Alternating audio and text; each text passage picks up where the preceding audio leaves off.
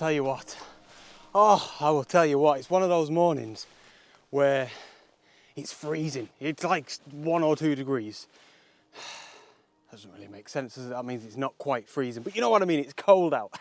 But when you start hiking, oh, do you get hot? I've got the down jacket on, the hat, the big gloves, and yeah, it's soon heated up, so I'm gonna have to take the down jacket off in a sec. So welcome back to the channel, and of course back to the wonderful Lake District National Park. Today, I'm out in the morning again.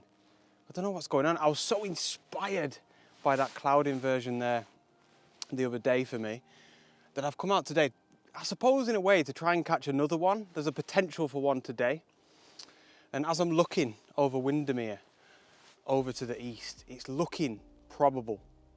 You know, on my drive here, unlike the last time I came out, there was no fog. No fog at all, so I was sort of thinking, oh well, at least I'll get a nice morning out of it, but that's looking promising. But I don't want to get, you know, excited or start overthinking it. I'm just going to enjoy the morning for the most part. But I'm going up another Wainwright. It's Black Fell. It's quite a popular one. It's really close to Loughrig Fell actually. I'll be able to, Loughrig's actually just behind us over there. But yeah, fingers crossed for the cloud inversion. If not, we're just gonna have a lovely morning out on the fells, and we're likely gonna have them all to ourselves. Black Fell, let's crack on.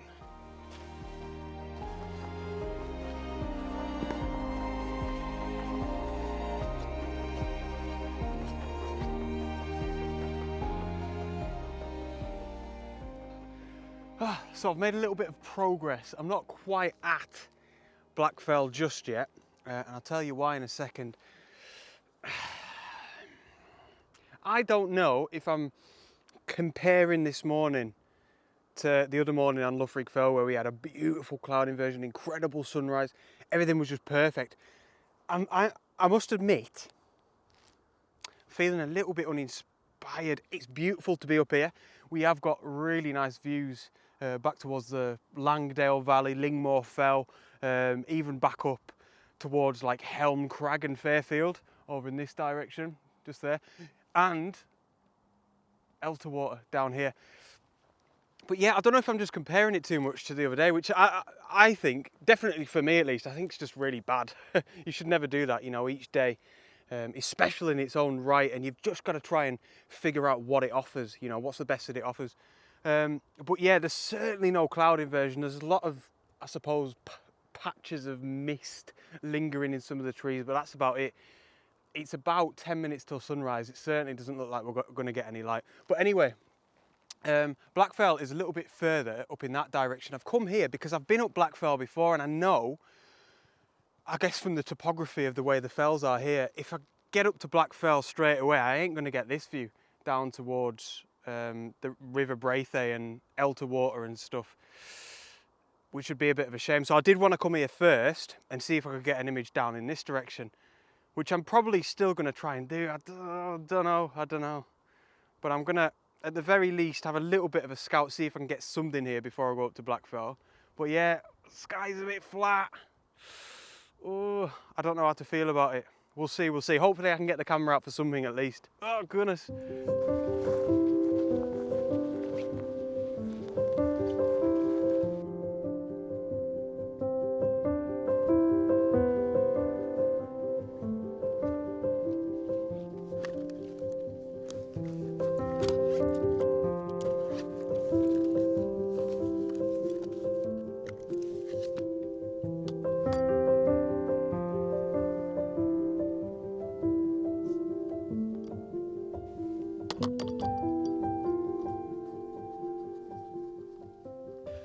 So, right, I'm set up.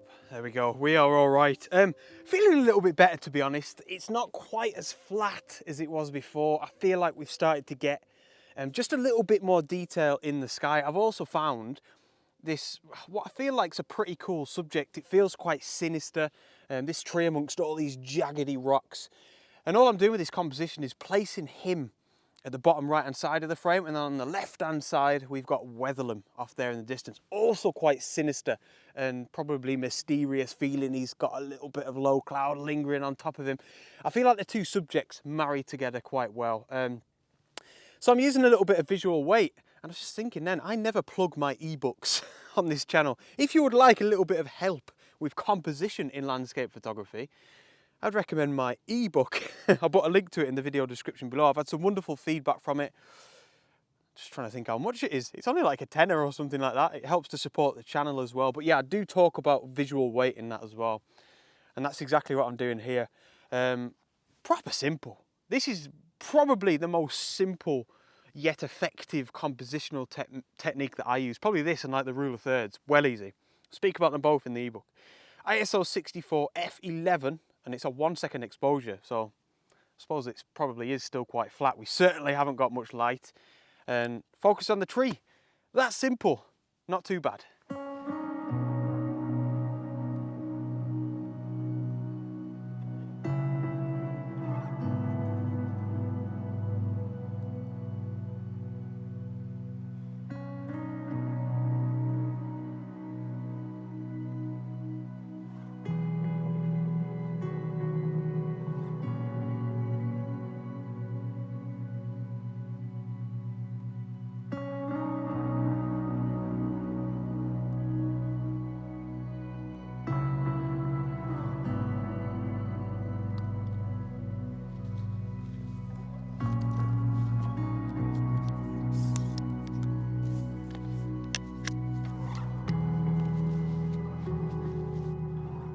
Right, so I'm making me way over to Blackfell now, which is there.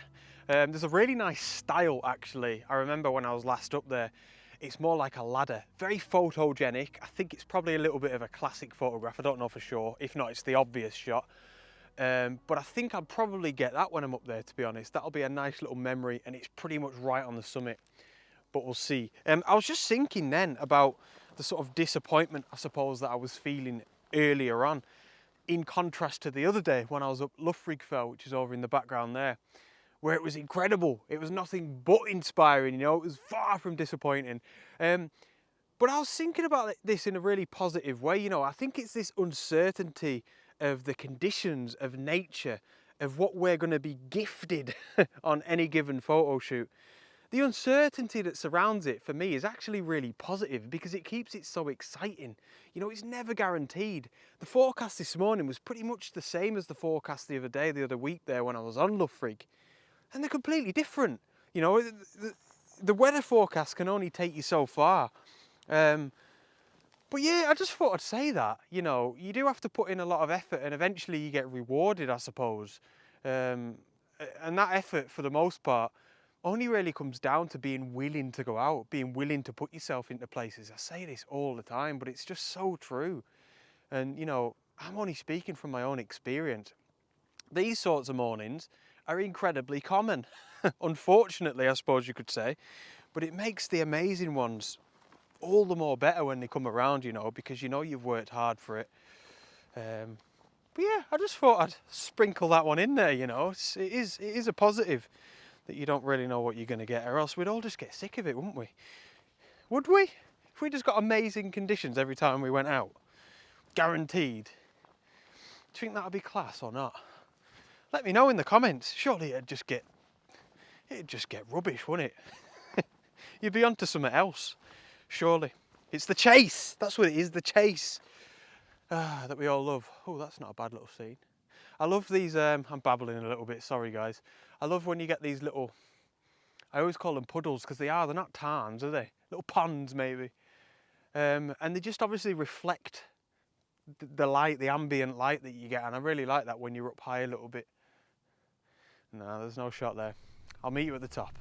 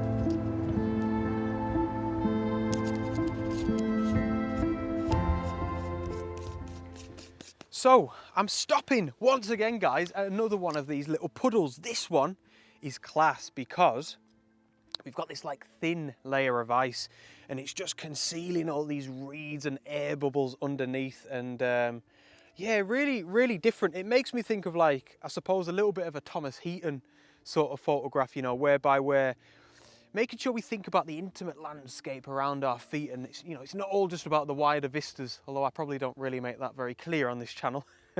But no, it's nice and definitely worth the stop. Before I show you, I have to let you see the effect of the polarizing filter here. So I'll just pop it up on your screen there. Look at this. As you're seeing it there, that's the composition, right? That's the photograph that I'm going for. But that's with zero polarization. And watch this as I spin the polarizer. Watch the effect here. If you've never seen this before, you'll love it. Absolute magic. And there you go. It just gets rid of all that glare on top of the ice, allows us to capture all them details underneath, and I absolutely love that. You know, I would never be without my polarizer when I'm shooting water and stuff, especially. So ISO 64, f11 and 1/6, actually 1/1/6 of a second, quite a long shutter speed. And the only thing I need to be careful with here, this is worth mentioning, is my focus. Even though I'm at f11, you can see here that I'm on a bit of an angle rather than shooting directly down onto the ice. So I do need to be really careful with my focus here. I'm zoomed right in at 200mm. So I'm actually going to take probably 5 or 6 photographs here at different focal points throughout, and then blend them together in Photoshop and just make sure everything's sharp from the bottom to the top, or else I think it'll look really weird. You know, this has to be sharp the whole way through. But other than that, it's really, really simple. And again, it's just about making sure you're aware of everything that's around your feet as well, and understanding that sometimes, quite a lot of the time actually, I'm telling myself this, it's worth stopping for and grabbing a photograph. So I hope you like this one.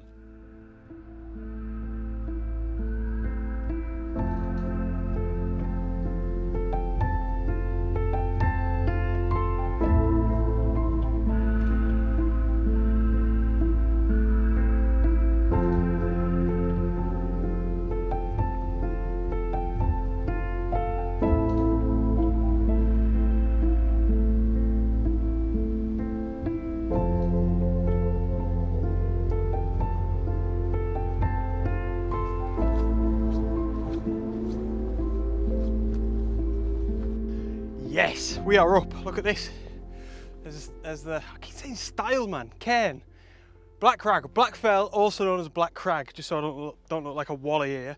It's beautiful. Like I said, I've been up here before. It's a lot clearer, and last time I was up was actually on a one-to-one workshop, and it was good. We got up here and we were looking at photographs with the telephoto lens, as I often do when I'm up the fells, like. But yeah, it's actually a really good spot for it, and pretty easy hike, and you know, not too high up. I don't think it's even 300 meters. So I think this will be a good one when there's snow, you know, like heavy snow, where the hike's not going to be too arduous, but really nice panoramic views, you know, Windermere, I think that's Esthwaite there. Maybe even, yeah, that's going to be Tarn House down there, and then Coniston Water. Wonderful, wonderful. So, like I promised, here's our lovely little stile. I did try to film myself walking over it, but it was a bit slippy in all honesty, so I didn't want to risk it. But yeah, look at it, made for some sort of photograph. Where is it? What am I doing? There she is.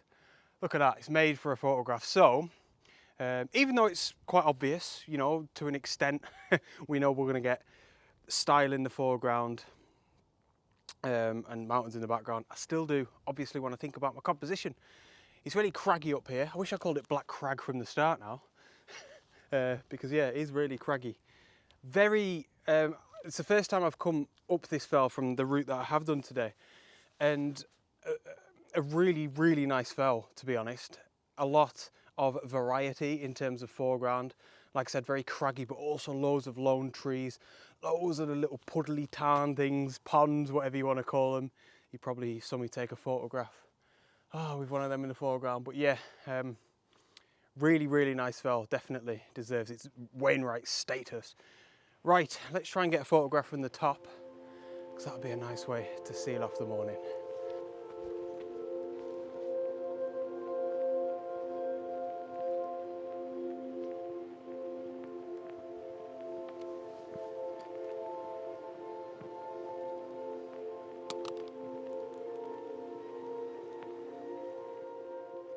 So this was one of them compositions really that I think if I started trying too hard, I'd just be overthinking it. You know, it's a style in the foreground, a few trees and mountains. Like, it's pretty simple.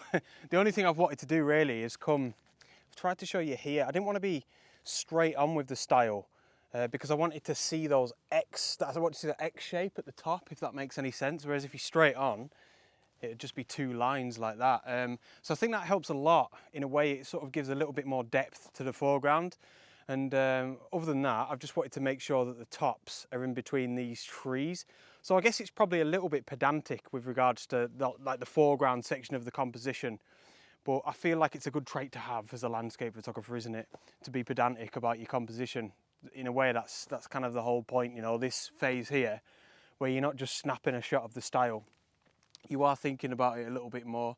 So yeah, it's a little bit more pleasing in that I've made sure the little sticks are in between the trees like that, and none of the branches are like sticking into it. Again, helps with the depth. Also just keeps it nice and, you know, neat and tidy, I suppose. I've got some of these rocks that I'm sat on here, wobbling around, trying to talk to you. I've got some of them at the bottom right of the frame. Obviously the stone walls are in the image, which is lovely. And then yeah, we've just got the trees and some of the mountains in the background. And like I said before, the sky's decent. You know, I can work with that in post-processing. There's enough detail up there. And it's going to be all right, if I'm being completely honest with you. I think a lot of you that watch me regularly, goodness me, I'm not comfy on these rocks. A lot of you that watch me regularly, you'll know this anyway. This doesn't really excite me that much, this sort of obvious shot here. But it's going to be nice, you know, if this was going to be in a book or a calendar or a postcard, I don't know, a greetings card, it'd be pleasant when it's proper Lake District. So yeah, really simple. Probably the only other thing that I've been doing this quite a lot recently, I found, is focus stacked. These rocks down here in the foreground are really close to my lens. I'm at 24mm, so quite wide. I want them sharp, but of course I also want the style sharp as well. So just a couple of images there, you know, with different focal points. And that's that. Last shot of the day, ISO 64 f11 and 1/3 of a second. A lovely little hike. And yeah, I've been quite pleased with the way I've turned it around, more like sort of mentally, you know, in my head, from feeling disappointed to understanding that landscape photography is definitely not all rainbows and butterflies.